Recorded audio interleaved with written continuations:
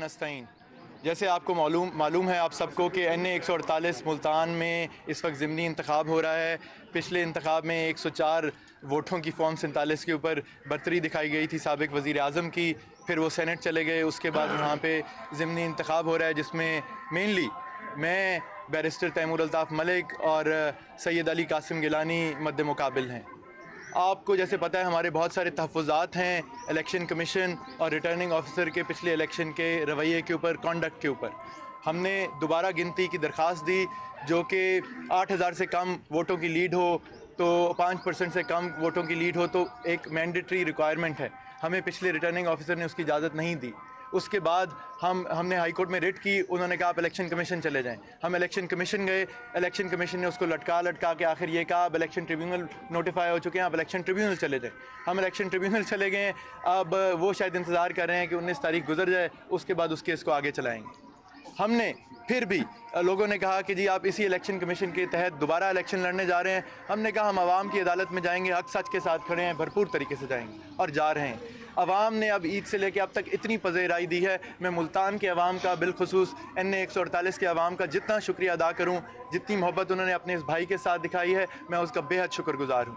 लेकिन साथ ही मैं बात करना चाहूँगा अपने जो रिटर्निंग ऑफिसर हैं हमारे इस दफ़ा के, additional deputy commissioner general Multan Mohammad Saif साहब और उनकी टीम की। तो फिर हमें खदशे लग रहे हैं कि जो इनका तरीका है, रवैया है, वो हमें फ्री एंड फेयर इलेक्शन की तरफ लग नहीं रहा।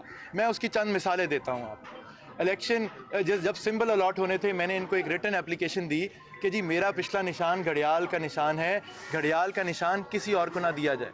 आपको पता है अभी तक कई दीवारों पे बैनर्स और पोस्टर हमारे घड़ियाल के नज़र आ रहे हैं। इनको ख़ास तौर पे कहा कि घड़ियाल का निशान किसी को ना दें। इन्होंने हमारी उस एप्लीकेशन का रिटन जवाब तो कोई नहीं दिया, जो इन्होंने कैंडिडेट्स को फाइनल सिंबल अलॉट किए उसमें किसी को घड़ियाल का निशान दे दिया। यहाँ से कहानी पहली शुरू हो गई। अब दूसरी बात यह है, हमने और भी कई चीज़ें इनसे मांगी, हमें उस तरह मिल नहीं रही। अब एक हमने फिर कंप्लेंट फ़ाइल की। हमें हल्के की आवाम ने 12 आके कहा कि मौजूदा अब चेयरमैन सेनेट सैयद यूसुफ रज़ा गिलानी वो सर्किट हाउस मुल्तान में बैठ के लोगों के साथ तस्वीरें भी खिंचवा रहे हैं, उनको वादे भी कर रहे हैं, कामों के लेटर भी साइन करा रहे हैं। पहले तो ये बताएं चेयरमैन सेनेट का इंतज़ामी अमूर से ताल्लुक़ क्या है।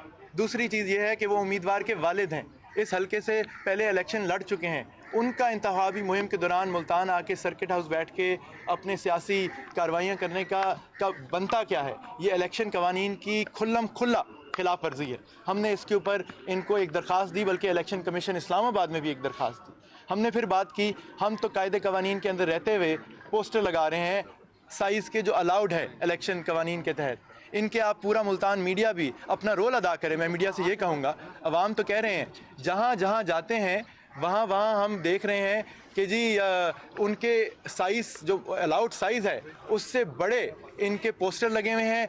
पूरा शहर इन्होंने बोर्ड से भरा हुआ है। पता नहीं जितनी अलाउड लिमिट है उससे तो शायद 100 गुना ये खर्च चुके हैं। इसका एहतसाब कौन करेगा। इनसे कहा कि रिपोर्ट मांगें और हमें बताएं कि आपने इसके ऊपर क्या किया। इन्होंने उसके ऊपर आज भी कुछ नहीं किया।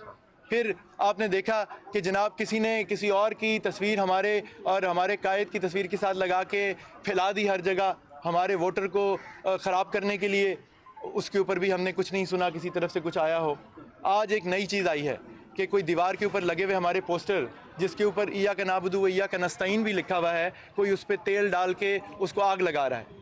ये कैसी चीज़ें हैं। मैं ये बातें करने जो पिछली दरख्वास्त दी है उसके ऊपर इन्होंने क्या पिछले हफ्ते से अभी तक रिपोर्ट ली, क्या एक्शन लिया, वो पूछने आया हूँ। मैं ये बताने भी आया हूँ कि ये मज़ीद वाक़यात हो रहे हैं, आप उसके ऊपर क्या कर रहे हैं। मैं आपको ये भी बता दूँ कि इलेक्शन कमीशन के कवायद के तहत बाई इलेक्शन में इलेक्शन कमीशन का नुमाइंदा जो है वो रिटर्निंग ऑफिसर होना चाहिए। हमने वो भी दरगुजर किया कि ये सिविलियन एडमिनिस्ट्रेशन DC के मातहत जो एक शख्स है उसको रिटर्निंग ऑफिसर बना दिया गया है। तो कोई बात नहीं, हमारे साथ इतनी आवाम है कि ये इस दफ़ा फॉर्म 47 वाला कोई गड़बड़ नहीं कर सकते। लेकिन ये कोई किसी काबू ही नहीं आ रहे। अब हम यहाँ मौजूद हैं, ये कह रहे हैं जी अभी तक ये DC साहब से मीटिंग में है, शायद 1 बजे आएंगे, 1 बजे हम फिर यहाँ मौजूद होंगे। उम्मीद है कि आज रिटर्निंग ऑफिसर साहब हमें मिलेंगे भी सही, हमें बताएंगे कि हमारी पिछली चीज़ों पे क्या कार्रवाई हुई, आइंदा का लाएमल क्या है, किस तरह ये इंश्योर करेंगे कि फ्री एंड फेयर इलेक्शन होंगे। हमें तो आज तक ये नहीं बताया गया कि आपका हमारा रिटर्निंग ऑफिसर का इलेक्शन का दफ्तर कहाँ होगा, ये तो बताएँ। ठीक है, उस तक एक्सेस इस दफ़ा हमें यकीनी बनाएं। ये सब बातें हैं जो हमने पहले 8 फरवरी को भी देखी, 21 अप्रैल को भी देखी। और हम नहीं चाहते कि अवाम के हक़ के ऊपर इस दफ़ा डाका डाला जाए, हम डालने भी नहीं देंगे। तो इतनी सी बात करनी थी। अगर किसी के सवाल हैं तो प्लीज़, बहुत मेहरबानी। अब ये चलाएंगे भी।